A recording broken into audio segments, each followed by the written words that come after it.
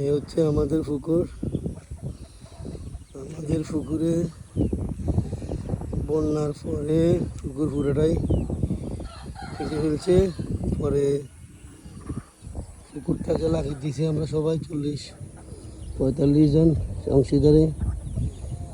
তারপরে এই যে টাকাগুলো দিয়ে পুকুরের মাটি কাটানো হয়েছে। আর দ্বিতীয়ত হয়েছে যে 2টা সিঁড়ি করা হয়েছে। এই একটা সিঁড়ি আর একটা সিঁড়ি, এটার এখনো কাজ চলতেছে। ইনশাল্লাহ নেক্সট টাইম এটা আরও ডেভেলপ করা হবে।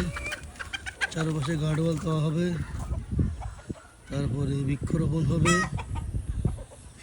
ফিশিং হবে, এখানে সব কিছু এখানে হবে ইনশাল্লাহ। উত্তরায়ণের উন্নয়ন এবং অগ্রগতি, এই বাড়ির উন্নয়ন এবং অগ্রগতি এই দেশের এই বাড়ির তরুণ সমাজের হাতে।